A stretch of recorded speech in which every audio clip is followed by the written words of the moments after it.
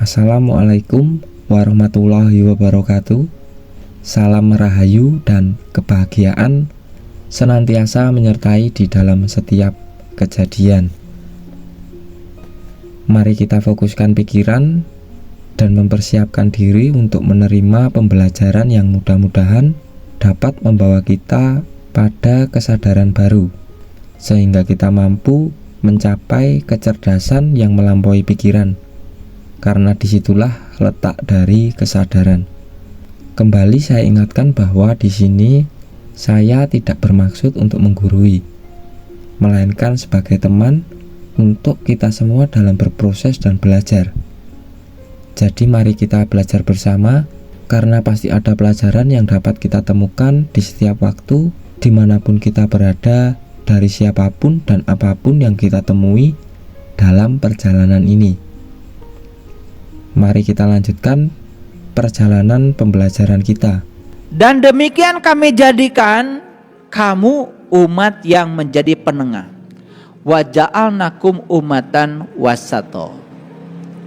Agar kamu menjadi saksi atas manusia dan agar Rasul menjadi saksi atas kamu. Jadi sebetulnya, mohon maaf ya, umat Islam ini memang ditakdirkan ya secara formal dalam kitab suci ini harusnya menjadi moderat, harusnya menjadi penengah dalam segala hal.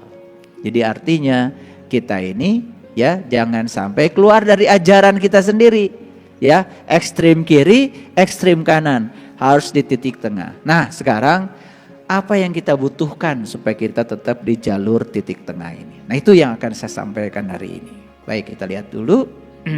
Nah, dalam Quran surat Al-Qasas ayat 28, surat ke-28 ayat 77 ya. Ini menegaskan kembali tentang moderasi dalam Islam.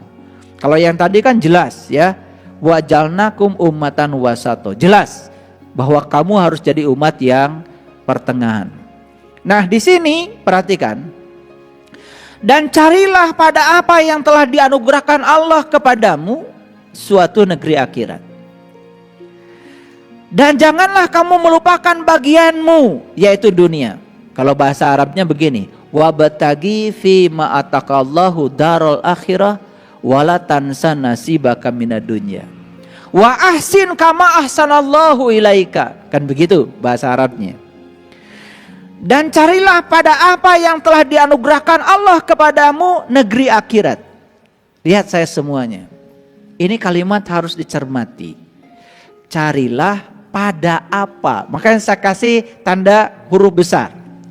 Carilah pada apa yang telah dianugerahkan Allah kepadamu negeri akhirat. Jadi cari negeri akhirat di mana? Di mana? Pada apa yang telah dianugerahkan Allah padamu. Nah ini kalimat perlu kecerdasan menangkapnya. Perhatikan saya. Wabtagi fi ma ataqallahu darul akhirah. Carilah pada apa yang telah dianugerahkan Allah kepadamu negeri akhirat. Jadi negeri akhirat itu kalau mau dicari kalian harus tahu alamatnya. Di mana alamatnya? Pada apa yang telah Allah anugerahkan padamu. Apa sih yang Allah anugerahkan pada kita? Ayo, apa yang Allah anugerahkan pada kita? Yang paling utama apa? Yang paling utama kan diri kita. Diri kita ini, udah jelas ini milik kita. Di luar diri tidak ada yang milik kita. Yang paling utama yang milik kita, yang kita punya wewenang untuk mengelola kita sendiri adalah diri kita. Makanya sebetulnya kalau ingin mencari negeri akhirat, kuncinya di mana? Di diri kita. Wabtagi fima ataqallahu darul akhirah. Carilah pada apa yang telah dianugerahkan Allah padamu negeri akhirat. Jadi kalau mau mencari harus jelas dulu alamatnya. Nah kita mau cari negeri akhirat, kata Allah di mana? Pada apa yang aku anugerahkan padamu. Apa yang dianugerahkan Allah pada kita? Ini bukan? Gitu. Nah, cocok dengan hadis qudsi yang mengatakan kuntu kanzan mahfian wa ahbabtu an urifa fa khalaqtu khalqan. Aku adalah suatu perbenaran yang tersembunyi, aku ingin agar aku dikenali. Maka aku ciptakan kamu agar kamu bisa mengenali aku. Jadi tujuan Tuhan menciptakan kita adalah untuk mengenali Dia. Clear sampai sini? Oke. Jadi apa sih akhirat itu? Nah, ini pertanyaan harus ditanya dulu sebelum dicari. Kan kita disuruh untuk mencari negeri akhirat. Alamatnya sudah dikasih. Pada apa yang Allah anugerahkan padamu? Pertanyaan berikutnya, apa sih negeri akhirat itu? Jangan hanya persepsi pribadi. Ayo lihat saya semuanya. Inna lillahi wa inna ilaihi rajiun. Kita asal dari Allah. Dan kita akan kembali kepada Allah. Jadi asal dari Allah, kembali kepada Allah. Setuju? Setuju dulu. Setuju. Jadi asal kita dari mana? Dari Allah. Kembalinya kemana? Ke Allah. Akhirat itu bahasa Arab. Artinya adalah terminal terakhir. Akhirat itu artinya terminal terakhir. Lihat saya semuanya. Asalnya kita dari Allah. Kita harus kembali kepada Allah. Berarti terminal awal kita siapa? Allah. Terminal akhir kita? Allah. Nah, akhirat itu terminal terakhir. Berarti akhirat apa? Ya Allah. Sederhana kok. Jadi akhirat itu apa? Allah. Jadi mencari negeri akhirat pada apa yang telah Allah anugerahkan padamu, kan sebenarnya mencari Allah. Dan Allah berulang kali mengatakan di Quran, aku bersamamu lebih dekat kepadamu daripada urat nadi lehermu. Bahkan kemanapun kamu pergi, aku tidak pernah jauh dari dirimu. Wa huwa ma'akum aynama kuntum wa nahnu aqrab ilaihi min hablil warid. Sebegitu jelas Allah ngasih alamat pada kita. Jangan keluar dari dirimu, carilah aku di dalam dirimu. Gitu. Awas, bukan berarti Allah ada di dalam. Hati-hati. Karena kalau kita mengatakan Allah ada di dalam, berarti Allah tidak ada di luar. Awas, ini mulai ngaji nih. Karena kita sudah terperangkap oleh pikiran kita yang kadang-kadang dangkal pikirannya. Di lain sisi Allah mengatakan, aku meliputi segala ufuk. Jadi Allah di lain sisi mengatakan aku meliputi segala ufuk, meliputi seluruh semesta. Tapi Allah mengatakan aku bersamamu, lebih dekat kepadamu daripada urat lehermu. Bingung kan bagi orang yang tidak cerdas? Ini Allah di luar apa di dalam? Di mana Allah? Di luar apa di dalam? Tidak di luar, tidak di dalam. Tidak di atas, tidak di bawah, tidak di depan, tidak di belakang, tidak di kiri, tidak di kanan. Kalau kata-kata di itu untuk ruang. Kalau kita berbicara ruang, berbicara materi. Sedangkan Allah melampaui ruang dan waktu. Laisa kamislihi syai'un. Pusing-pusing gak apa-apa ya. Makanya Allah tidak bisa dijelaskan, tidak bisa diterangkan, tidak bisa dipelajarkan. Bahkan beliau tidak punya nama, tapi bisa ditemui.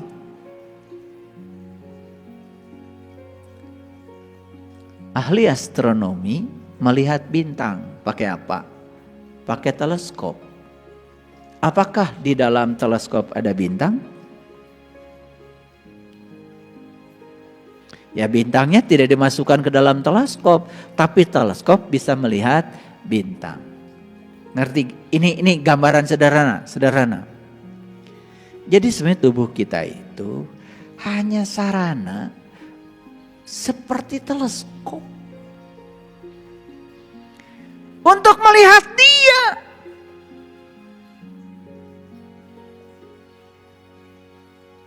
Bagi yang tahu ilmunya, yang tahu caranya, maka siapa yang sudah menemukan Allah dalam dirinya, maka dia akan melihat kemanapun dia memalingkan wajah, dia akan melihat wajahnya Allah di mana-mana. Walillahil masyriqi wal maghrib fa aina matuwalu fasama wajhullah. Ini kalau dikuliahkan jadi pusing. Makanya saya tidak pernah menjelaskan ini. Maka saya cuma mengajak para sahabat, ayo kita meniti ke dalam diri. Buktikan semua yang diomongkan menjadi pengalaman. Baru kita menjadi paham. Karena pemahaman hanya lahir dari pengalaman. Malam yazuk lam ya'rib. Yang gak ngalamin gak akan paham. Jadi paham dari pengalaman. Ayo lihat ayat ini. Lihat ayat ini. Belum sampai pada kesimpulan. Dan carilah pada apa yang telah dianugerahkan Allah kepadamu negeri akhirat. Ngerti sekarang? Setidak-tidaknya teorinya dulu. Oh, negeri akhirat itu. Terminal terakhir saya. Asal dari Allah, kembali kepada Allah. Berarti akhirat adalah Allah. Itu dulu kesimpulan dulu. Karena kita kalau udah cerita akhirat itu jadi aneh-aneh. Cerita kehidupan ini, itu. Persepsi lagi. Makanya. Udah tahu akhiratnya? Oke. Udah tahu alamatnya? Udah. Cukup? Belum cukup. Kan harus tahu caranya. Itulah diutus para nabi, para rasul. Ngajarin cara untuk menemukan akhirat pada apa yang Allah anugerahkan padamu. Oke, lihat saya semuanya. Dan janganlah kamu melupakan bagianmu di dunia ini. Ini keren kalimat ini. Karena apa? Manusia itu aslinya adalah makhluk spiritual. Manusia itu aslinya makhluk cahaya. Dibungkus oleh tubuh yang berasal dari material yang berasal dari bumi untuk berkarya di bumi. Jadi tugas kita di dunia ini adalah ngurusi dunia. Tetapi untuk ngurusi dunia kita dibekali oleh Allah nilai-nilai akhirat. Maka siapapun yang ngurusi dunia menggunakan nilai-nilai akhirat, nilai-nilai keilahian, nilai-nilai ketuhanan, maka akan selamat dunia dan akhirat. Bagian dunianya dia dapat, bagian akhiratnya dia dapat. Siapa yang mengejar Allah, dia dapat dua, Allah dan dunia. Dan siapa yang mengejar dunia, tidak dapat dua-duanya. Gak dapat dunia, gak dapat Allah. Paham sekarang? Oke. Kenapa kok saya dunia gak dapat, Allah gak dapat? Sederhana kan jawabannya? Karena apa? Siapa yang mengejar dunia, dia gak dapat dua-duanya. Gak dapat dunia, gak dapat Allah. Siapa yang mengejar Allah, dapat dua-duanya. Dapat Allah dan dunia. Jadi tidak ada dapat salah satu. Dapat dua-duanya atau enggak dapat dua-duanya. Jadi banyak yang ngajarin salah. Bagian kita bukan di sini katanya. Bagian kita mah entar di akhirat. Di sini yang buat orang-orang kafir. Udah gitu yang disebut dengan orang kafir adalah orang yang berbeda keyakinan dengan dia. Keliru. Padahal kafir sendiri artinya adalah tertutup. Keyakinannya mau apa kalau masih tertutup ya kafir. Kan kafir sudah jadi bahasa Inggris, cover. Kalian tidur pakai bed kafir kok. Paham maksud saya? Ini perhatikan. Kok saya gak dapat dunia? Akhirat pun masih hayalan. Harusnya dapat dua-duanya atau tidak dapat dua-duanya. Kan gitu hukumnya. Coba, kalau kita mengejar matahari, anggap aja matahari itu sumber cahaya. Berarti kita mengejar sumber cahaya, kan bayangan ikut. Tapi kalau kita mengejar bayangan, pasti meninggalkan matahari. Maka dunia itu disebutnya laibun walahbun. Dunia itu mimpi dan senda gurau. Dan siapa yang mengejar dunia, berarti dia mengejar bayangannya sendiri. Saya udah belajar fisika bertahun-tahun, gak bisa nangkap bayangan saya sendiri. Sedekat apa ini bayangan saya, gak bisa saya tangkap. Itulah dunia. Tapi kalau kita ngejar Allah dapat dua, Allah dan dunia. Kalau kita ngejar Allah, dunia ikut. Kalau kita ngejar dunia, Allah gak ikut. Ini rumus sederhana ya. Oke, jadi saya ingin mematahkan sebuah paradigma yang diajarkan banyak orang keliru. Katanya bagian kita mah bukan di dunia sini, bagian kita mah ntar di akhirat. Lah dunia aja belangsak, gimana akhirat? Itu adalah hiburan buat orang yang putus asa. Dan harusnya dunianya sejahtera, akhiratnya bahagia. Paham maksud saya? Oke. Kenapa saya di dunia belangsak? Sederhana. Karena kamu mengejar dunia. Makanya kalau kerja, jangan cari uang. Lihat saya semuanya. Kalau kerja, jangan cari uang. Kerja, udah aja. Ya Allah, aku kerja di sini menjadi kepanjangan tanganmu untuk menyampaikan cinta kasihmu pada orang-orang yang butuh pertolonganmu. Itu saja. Jadikan aku kepanjangan tanganmu untuk menyampaikan cinta kasihmu. Itu aja. Kalau kita dapat uang, itu hadiah dari semesta, bukan tujuan kita. Itu aja dirubah ya, dikit-dikit. Praktekan, kalian akan dapatkan sesuatu yang luar biasa. Karena saya sudah membuktikannya. Saya kerja nggak cari uang. Ngapain cari uang? Uang dong harus cari saya. Enak aja. Kalian mesti cari uang? Bodoh. Biarkan uang cari kita. Gimana caranya uang cari kita? Ya punya keahlian. Punya kemampuan. Betul? Iya. Gimana uang cari kamu? Sekolah enggak. Punya keterampilan enggak. Punya ilmu enggak. Bisa mijit enggak? Siapa yang bisa mijit? Kalian bisa mijit aja dicari uang. Coba bisa mijit. Posting aja di IG-mu itu. Mijit sejam. Langsung cenghar. Kayak bahasa Inggris. Udah. Pasti uang nyeri kamu. Betul? Iya. Sederhana kok. Nah, tetapi ada kalimat yang hebat di sini, perhatikan. Wa ahsin kama ahsanallahu ilaika. Kalau kamu ingin dapat dunia, kamu ingin dapat akhirat, dua-duanya kamu dapat. Wa ahsin kama ahsanallahu ilaika. Cara berbuat kebaikannya harus seperti Allah berbuat kebaikan kepadamu. Itu syaratnya. Coba Allah berbuat kebaikan pada kita, ada keinginan enggak? Gak ada. Allah berbuat kebaikan kepada kita karena kita baik sama Allah? Tidak. Yang baik dikasih nafas, yang gak baik dikasih nafas. Begitu cara Allah berbuat kebaikan. Tidak pernah memilih, tidak pernah memilah. Semuanya dibagi. Gitu gak kalian berbuat kebaikan? Gitu apa tidak? Jawab dong. Masa saya ngeceblek sendiri? Jawab dong. Gitu apa tidak? Ngaku.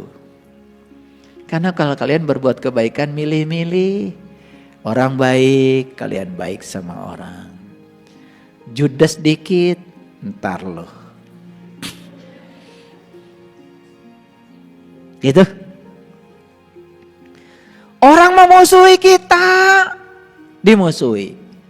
Orang baik sama kita, kita baik sama dia. Jadi mekanisme melakukan kebaikan kita selama ini apakah sama dengan mekanisme Allah melakukan kebaikan pada kita? Sama apa tidak? Jawab. Nah kalau tidak, itu penyebabnya. Kenapa Anda tidak dapat dua-duanya? Ini saya bedah dikit ya biar pada ngerti. Karena kalian kalau baca Quran kan kebanyakan. Satu hari satu juz. Iya kan? Iya. Sampai nggak sadar yang dibaca itu apa. Kan yang penting pakai toa. Padahal baca tuh buat kamu, bukan buat orang lain. Orang lain juga punya kesibukan. Orang lain juga yang dengar kamu baca, sama-sama nggak ngertinya dengan kamu yang baca.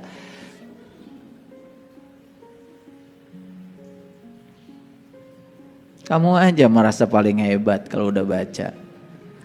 Makanya kalau dibuka, nih satu ayat aja, satu ayat. Saya tanya, kalian ingin dapat dunia dan akhirat? Yes. Tahu caranya?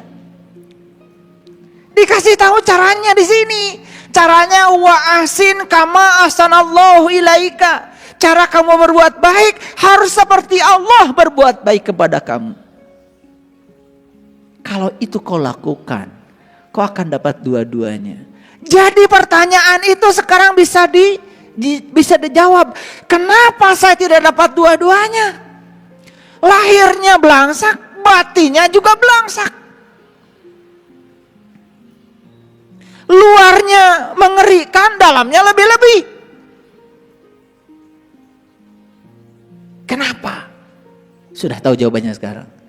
Karena Anda melakukan kebaikan tidak seperti Allah melakukan kebaikan pada Anda. Jadi harus dicairkan seperti ini supaya ngerti.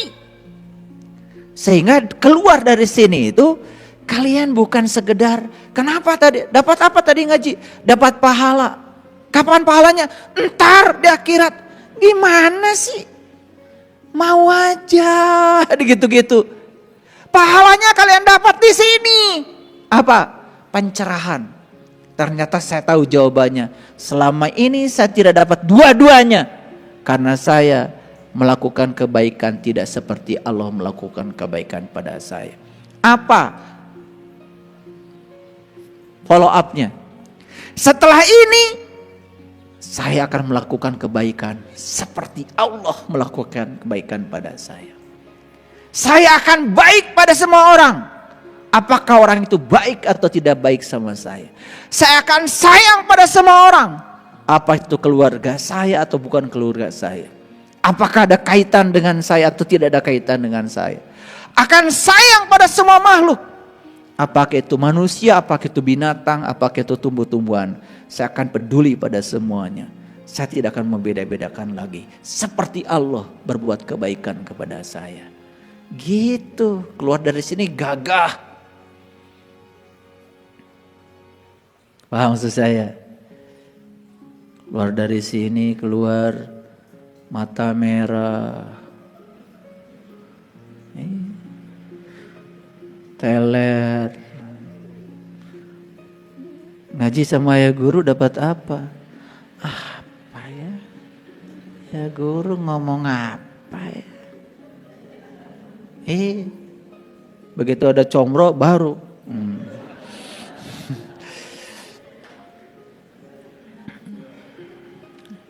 Ya, kalau ngaji pengen dapat comro aja, ya kalian juga dapat comro.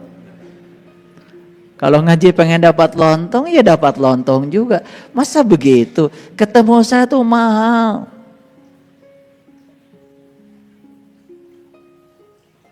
Dan sekarang kan kalian tinggal ngikutin aja. Ya, tidak seperti saya belajar dulu. Saya belajar Quran itu aduh luar biasa sampai sakit kepala itu.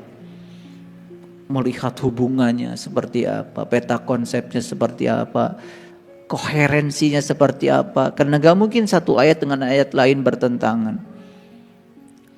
Dan saya sudah menemukan koherensinya. Sehingga saya menyampaikan ini bukan sesuatu yang teoritis, tapi sesuatu yang sudah terjadi sebagai pengalaman pribadi saya. Karena orang beriman tidak boleh menyampaikan sesuatu yang tidak terjadi pada dirinya. Ini sudah saya uji. Apakah saya pernah kehilangan rumah? Pernah. Apakah pernah kehilangan mobil? Pernah. Apakah saya pernah kehilangan uang? Pernah. Alhamdulillah. Ya. Miliaran, bahkan saya hilang emas kiloan.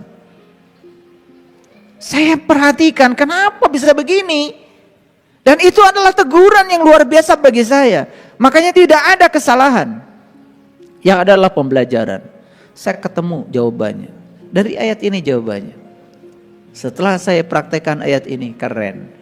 Oh, ternyata saya melakukan kebaikan harus seperti Allah melakukan kebaikan pada saya.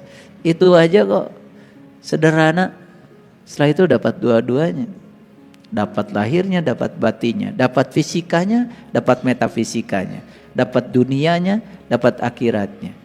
Kan akhirat belum ada, Pak. Itu yang konyol. Akhirat sudah ada sekarang.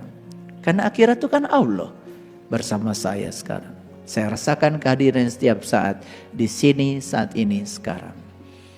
Dan saya tidak pernah terpisah dengan Dia. Bahkan sekarang saya lagi ceramah seperti ini, saya tidak bisa melupakan ingatan saya pada Dia. Seperti yang dikatakan di Quran, fa iza qadaitum manasikakum fazkurullaha kadzikrikum abaakum. Apabila kamu sudah selesai menunaikan hajimu, perjalanan kamu ke dalam dirimu, maka kamu akan bisa mengingat Allah persis seperti kau mengingat bapakmu sendiri. Kadzikrikum abaakum. Saya dari pagi ceramah sampai sekarang tidak bisa melupakan Dia. Dia terus memandang saya. Dia terus bersama saya. Tidak pernah satu detik pun saya merasa terpisah dari Dia. Karena saya bisa melihat karena Dia. Saya bisa mendengar karena Dia. Saya bisa bicara karena Dia. Karena Dia sang mahadaya hidup yang ada pada diri saya. Ketika kita percaya pada sesuatu, itu berarti kita memberikan kepercayaan pada hal tersebut tanpa memiliki bukti secara langsung. Kita menerima informasi tersebut berdasarkan pada apa yang kita baca atau kita dengar. Sedangkan yakin memiliki kekuatan yang lebih besar karena didukung oleh bukti atau pengalaman langsung. Misalnya jika seseorang membuatkan kita segelas minuman dan mengatakan bahwa minuman tersebut rasanya manis, kita mungkin akan percaya pada kata-katanya. Namun kita hanya akan yakin setelah kita meminum dan merasakan minuman tersebut. Hal ini menunjukkan bahwa percaya adalah langkah pertama, sedangkan yakin adalah hasil dari pengalaman langsung yang sudah kita rasakan atau kita alami. Jadi pemahaman yang kita peroleh dari mendengar ataupun membaca saja belumlah cukup sebelum kita belajar untuk melakukan. Ketika kita belajar untuk melakukan, maka kita akan mendapat sebuah pengalaman. Di sini kita tidak hanya menyaksikan pemahaman tersebut di atas kertas atau dalam kata-kata, tetapi kita melibatkan diri kita secara langsung di dalam prosesnya. Inilah saat dimana pemahaman akal dan pikiran bertransformasi menjadi rasa. Dari percaya menjadi yakin karena telah mengalaminya. Jadi poin pentingnya adalah dalam perjalanan ataupun kehidupan ini, kita harus terus belajar dengan membaca dan mempelajari peta jalan ataupun pedoman kita. Dan apabila masih ragu, kita perlu bertanya dan belajar kepada penuntun jalan untuk dapat memahami apa yang kita baca dan pelajari. Namun, belajar tidak berhenti pada pemahaman intelektual semata. Kita juga harus merasakan, mengalami, dan menerapkan ajaran-ajaran tersebut ke dalam kehidupan kita sehari-hari. Sebab ketika kita mengalami sendiri, kita akan memiliki keyakinan dan kita tidak akan ragu untuk menerapkan ilmu atau ajaran-ajaran tersebut. Dengan kata lain, belajar bukanlah hanya tentang mengumpulkan informasi, tetapi juga tentang transformasi diri. Belajarlah untuk merasakan dan menerapkan ilmu tersebut dalam setiap langkah kita. Hanya dengan demikian, kita dapat benar-benar memahami dan mengambil manfaat yang sesungguhnya dari sebuah ilmu yang kita peroleh di sepanjang perjalanan di kehidupan kita. Baiklah, mari kita renungkan pelajaran kita hari ini dengan penuh kesadaran. Silahkan ambil yang dirasa baik dan dapat dijadikan pembelajaran. Mari kita anggap pelajaran hari ini sebagai bagian dari proses perjalanan yang dapat membawa kita pada tingkat kesadaran yang lebih baik lagi. Terima kasih. Ada kesalahan, kekurangan, dan sesuatu yang berlebihan, mohon untuk dimaafkan. Semoga semua makhluk senantiasa berbahagia. Wassalamualaikum warahmatullahi wabarakatuh. Rahayu Sagung Dumadi.